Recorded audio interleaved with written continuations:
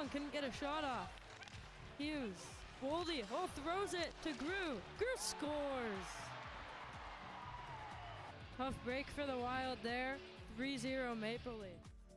Our junior broadcaster, Jack, doing a great job to the broadcast right of one Tom Reed, and that's unfortunate that he didn't get to call a Wild goal, but he did a pretty good job. Called the third Leafs goal. It all come in that middle frame. Wild trail the Leafs 3-0 after 40 minutes of play. Get your questions in now, 64686, and you can win a pair of tickets to an upcoming Minnesota Wild home game.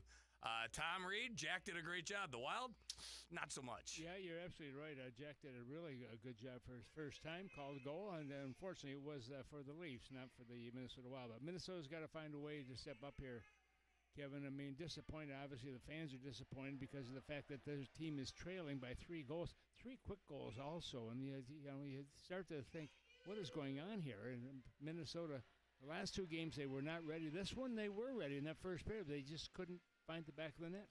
All right, let's jump into some of these questions from the 715 area code, Tom. If you're the head coach of the Minnesota Wild, Mr. John Hines, what are you saying now between periods? What are you saying after the game to fire these guys up? Whatever he's tried the last couple of games, unfortunately, hasn't worked yet. Well, let's go with the first part, Red.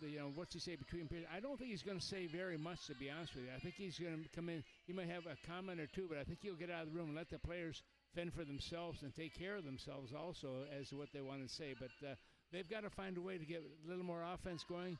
And it's disappointing because, they played so well in the first period and got no rewards for it. And they start to think, here we go again. And then once that settles into the mindset of the players, then you've got a problem. So Minnesota's got to see if they can step it up here a little bit more so at the beginning of this third period, early on. Yeah, from Bruce and Wyzetta, is it time to start shaking up the lines, not just the bottom 6, but maybe you need to rearrange the top 6 to get everyone's attention? Well, that certainly will get the attention of especially the guys who are moved off of that top line. They may not like it, but at the same time, if you're not getting production from them, then you've got to make a change. You've got to find a way to help your team, score some goals here, get some points. From the 218 area code, Tom, this texter says, man, that was a great junior announcer.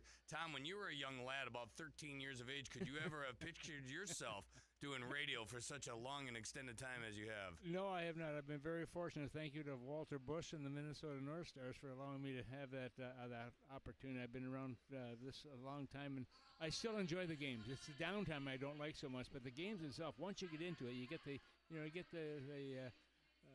the opportunity to make some interesting facts about what's happening in the game and so on. And when your team is winning, it makes it a lot more fun. When you're losing, not so much. Everyone's saying the same thing about Jack. Brad says, hey, Tom, tell Joe to watch his back. The kid's got potential. Daniel says, Tom, Jack seems like he could be a threat to Joe's job. Everybody's worried about Joe's welfare here with the kid doing a great job there on the microphone. I don't think you have to worry about Joe at all. Joe is one of the top guys in the NHL, and I say that sincerely, not because I work for him, but I hear a lot of guys, and he calls everything where that puck is and lets you know where it is, where so many guys will just say, well, dump it in the corner, so-and-so after it, coming out. But Joe calls there. The man can see a fly in the blue line from this distance. That's about right, too. From the 715 area code, Jeff in Superior says, hey, Tom, thanks for the autograph yesterday. Boy, you're giving away – did you give away autographs or did you charge Jeff in Superior? Jeff, where's my money? And don't give me any of those Canadian coins either. They're worth a lot less.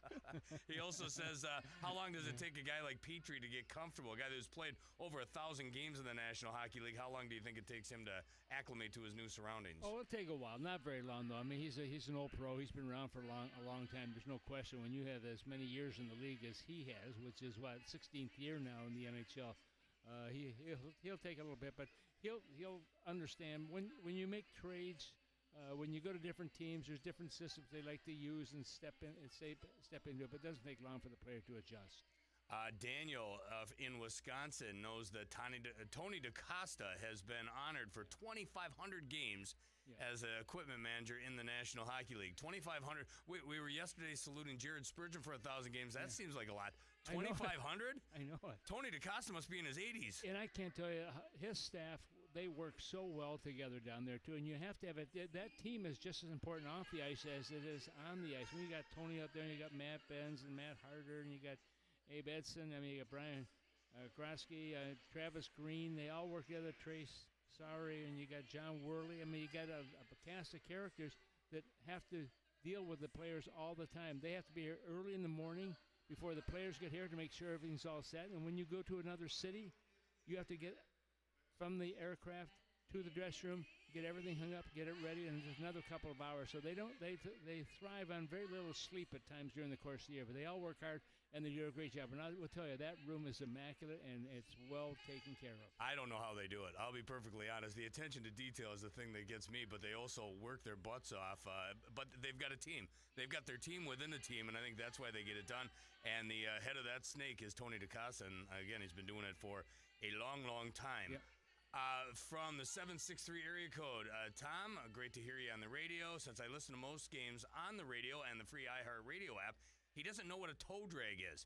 Tom, can you explain a toe drag, and how was your toe drag when you were a player in the National Well, Hockey when you League? got a short toe, first thing you do is call a tow truck.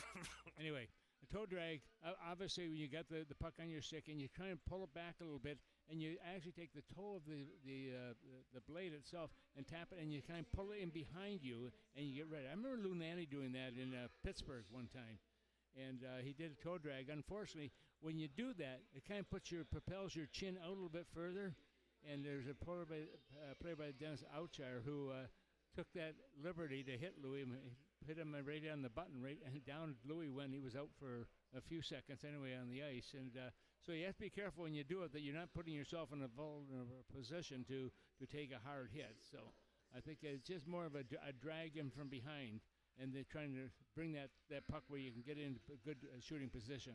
Here's one from Jen. Tom, do you think the Wild are missing Vinny Hinostroza? And with that said, he's gone. And that fourth line, once Marcus comes back, could you see the Foligno brothers on the wings of McCarron on that fourth line? Well, it'll be a heavy line, that's for sure. They put them together. I'm not sure you're going to see that. I'm sure they'll try it a couple of times to see what happens. That's certainly up to the coaching staff to put the groups together. I think right now Minnesota's more concerned about just trying to get some goals here because they're not coming off the sticks like they were earlier in the year. All right, Tom, that's it. Thank you very much. Thank you. Tom Reed upstairs in the Al Shaver press box. Wild trail the Maple Leafs 3-0 after 40 minutes of play. Someone's going to get a text, and with that will come a pair of tickets to an upcoming Minnesota Wild home game.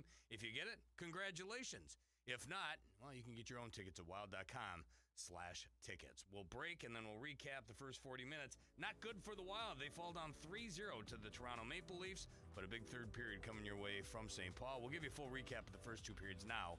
Next, this is Wild Hockey presented by Grand Casino.